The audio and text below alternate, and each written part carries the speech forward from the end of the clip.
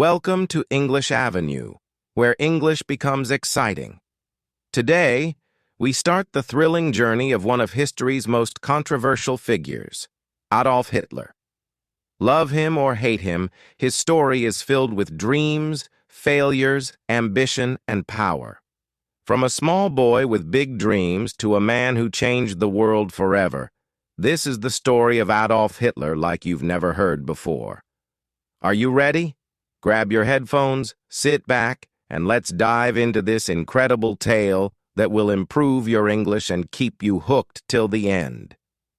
It all started on April 20th, 1889, in a small town called Braunau am Inn in Austria.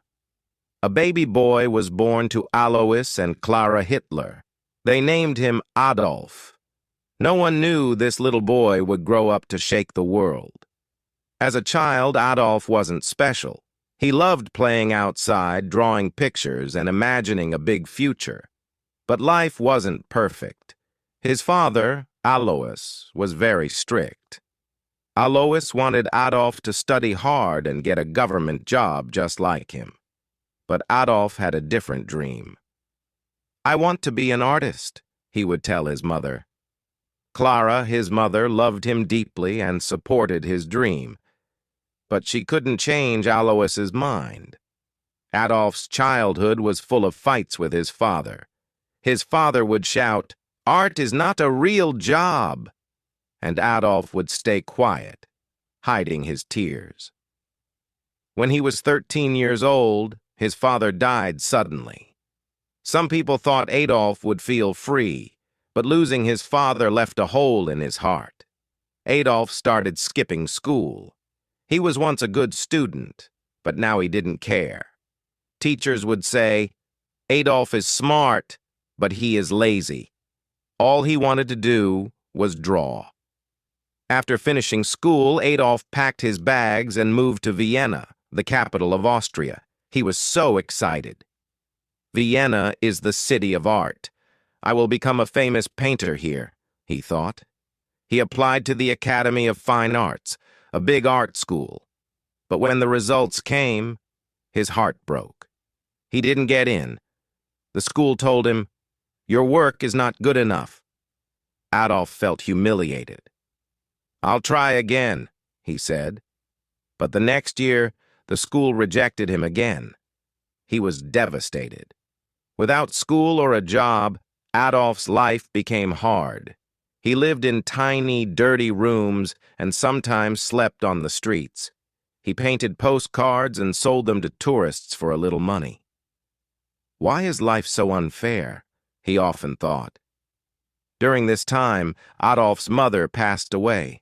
He was alone and angry. He started to blame other people for his failures. "It's not my fault," he would say. In 1914, everything changed. World War I started, and Adolf saw a chance to make his life meaningful. He joined the German army. He loved being a soldier. "Finally, I am part of something big," he thought. Adolf was brave in the war. He carried messages across dangerous battlefields and received 2 medals for his courage. But in 1918, Germany lost the war. Adolf was furious. "Our leaders betrayed us," he shouted. He felt Germany needed someone strong to bring it back to power. After the war, Adolf returned to Germany. The country was in chaos. People were poor and hungry. Many were angry about the war's end. Adolf saw this as his opportunity. He joined a small political group called the German Workers' Party. Adolf was a powerful speaker. When he spoke, people listened. His words were full of anger, passion, and promises. "Germany will rise again," he would say. Slowly, more and more people started following him. Adolf changed the name of the group to the National Socialist German Workers' Party, also known as the Nazi Party. He designed their symbol, a red flag with a black swastika. "This will become the most powerful symbol in the world," he declared. His speeches became famous. Thousands of people came to hear him. They believed in his dream of a strong Germany. But Adolf's ideas were dangerous. He blamed certain groups of people for Germany's problems and wanted to make Germany only for Germans. After World War I, Germany was in big trouble. People had no jobs. Food was expensive, and many families were hungry. The country had to pay a lot of money to other nations because they lost the war. Germans were angry and sad. Adolf Hitler saw this pain. He told the people, "It's not your fault. I know who is to blame." His words gave people hope, but they also made them angry at others. Slowly, Adolf became a popular name. Adolf worked hard to grow his party. He held big meetings and gave loud, emotional speeches. "Germany can be great again," he shouted. People clapped and cheered. They believed in his dream.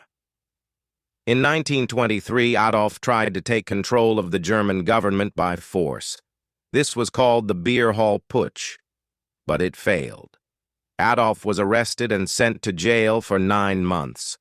While in jail, Adolf wrote a book called Mein Kampf, which means My Struggle. In this book, he wrote about his ideas. He said Germany needed to become powerful and that certain groups of people were the enemy. The book became popular, and many Germans started to believe in his ideas. After getting out of jail, Adolf worked even harder. The Nazi Party became stronger. By 1933, Adolf Hitler was chosen as the Chancellor of Germany, the country's top leader. This was the start of a new chapter. Adolf promised jobs, a strong military, and a bright future. The people trusted him, but they didn't know what he was planning next. As Chancellor, Adolf made many changes. He built roads, factories, and schools. More people got jobs, and Germany started to look strong again. The people were happy. They said Hitler is a hero. But behind this success, Adolf had dangerous plans. He controlled newspapers, radios, and schools. People were told, "You can only believe in Adolf Hitler." Those who didn't agree with him were punished or sent to prison. Adolf created a strong army called the SS and a group of young boys called the Hitler Youth. They trained to fight and spread Nazi ideas. Everywhere in Germany, people saw the swastika flag. It became the symbol of Adolf's power. Adolf's speeches became even more powerful. He would say, "Germany is the best. We will rule the world." Crowds cheered and shouted, "Heil Hitler!" In 1939, Adolf made his boldest move. He ordered his army to invade Poland. This act started World War II. Adolf's dream was to take over all of Europe and make Germany the most powerful country in the world. At first, Adolf's army won many battles. They were strong and well-trained. But as the war went on, things started to go wrong. Adolf had made too many enemies. While the war was happening, Adolf was doing something terrible. He wanted to remove all Jewish people and others he thought didn't belong in his vision of Germany. This was called the Holocaust, one of the darkest chapters in human history. Millions of innocent people were killed in camps. By 1944, Germany started losing the war. Adolf's enemies, like the United States, the Soviet Union, and Britain, were too strong. Bombs fell on German cities, and the people who once called Adolf a hero began to lose hope. Adolf became paranoid. He trusted no one and spent most of his time hiding in his bunker. By 1944, Adolf Hitler's dreams of ruling the world were falling apart. His army, which once seemed unstoppable, was now losing battles everywhere. The Soviet Union, one of his biggest enemies, pushed the German army back from the east. At the same time, American and British soldiers attacked from the west. German cities were bombed day and night. Families lost their homes, and the people began to turn against Adolf. Why did we follow him? Many asked. But Adolf didn't give up. He sat in his bunker, giving orders to his generals. "We will not surrender," he shouted. But deep inside, even Adolf knew the war was lost. In early 1945, Adolf stayed in a bunker deep underground in Berlin. The bunker was cold and dark, but it was safe from bombs. Inside, Adolf spent his time planning, though there was little hope left. He was not alone. His most loyal followers were with him, including his girlfriend, Eva Braun. Eva had been by his side for many years, though Adolf kept their relationship private. She loved him, even in his darkest days. Outside the bunker, the sound of gunfire grew louder every day. The Soviet army was getting closer to Berlin. "The end is near," whispered his advisors. Leaders from other countries begged Adolf to surrender.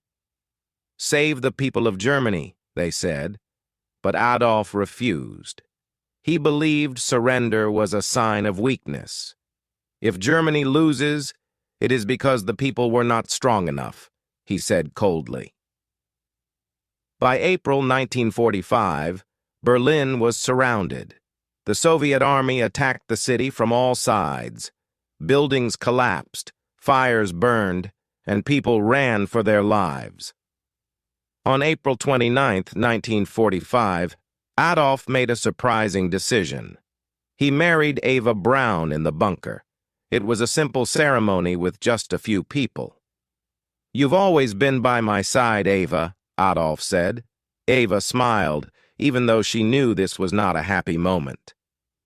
After the wedding, Adolf and Eva spent hours together, talking about their lives and what they had done.